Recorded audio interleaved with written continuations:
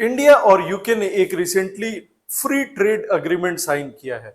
ये agreement Indian prime minister Shri Narendra Modi और Keir Starmer जो कि ब्रिटिश काउंटर पार्ट हैं, इनके डिस्कशंस के बीच ये फ्री ट्रेड अग्रीमेंट जो है वो साइन किया गया है, जिसका पर्पस है दोनों कंट्रीज के बीच में बिजनेस को इनेबल करना। सो फ्री ट्रेड अग्रीमेंट जो है, अभी अगर इंडिया और यूके के ट्रेड की बात करें तो दोनों कंट्री के बीच में अप्रोक्सीमेटली $60 बिलियन का ट्रेड होता है, जिसको ये लोग फ्री ट्रेड अग्रीमेंट के बाद से एस्टिमेट कर रहे हैं कि बाई 2030 तक ये ट्रेड बढ़ के अप्रोक्सीमेटली $120 बिलियन का हो जाएगा। अगर इनमें एक्सपोर्ट इंपोर्ट की डेटा की अगर बात करें तो Indian export to UK are approximately $42 billion, whereas Indian imports from UK are currently around $28 billion.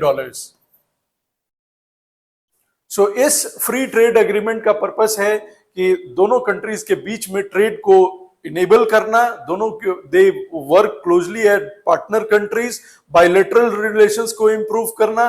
These are some of the major objectives of this free trade agreement that was recently signed between the countries on 6 May.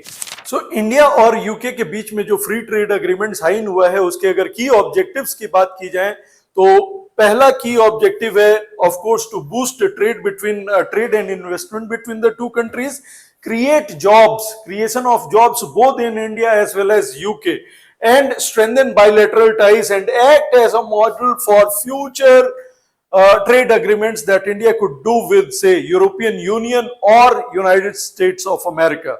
Tariff क्या होता है?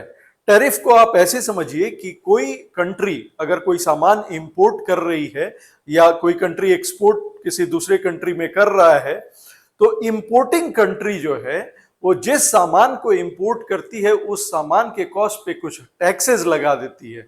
इस tax का purpose होता है पहला कि importing country कुछ रेवेन्यू जनरेट कर पाए, क्योंकि वो अगर सामान खरीद रही है तो इसका मतलब है कि उस कंट्री से पैसा निकल के दूसरे कंट्री में जा रहा है, तो गवर्नमेंट एक्सचेकर पे बहुत ज्यादा असर नहीं पड़े, इसलिए कुछ टैक्सेस लेवी करती है ना। तो सपोज कीजिए कि अगर कोई सामान जो है 100 रुपये का है, एक्सपोर्टिंग कंट्री 100 रुपये में दूसरे कंट्री को भेज रहा है, लेकिन जो इंपोर्टिंग कंट्री है जो सामान का आयात कर रहा है वो उस पे 20 रुपये का टैक्स लगा देता है ना। तो ये सामान जो 100 रुपये में भेजा गया था उस कंट्री में जब आता है तो वो बन जाता है 120 रुपये का। तो वी से वो कितने रुपये का हो गया? वो 120 रुपये का हो गया। तो वी से कि इस पे 20 रुपये का टैरिफ लग गया।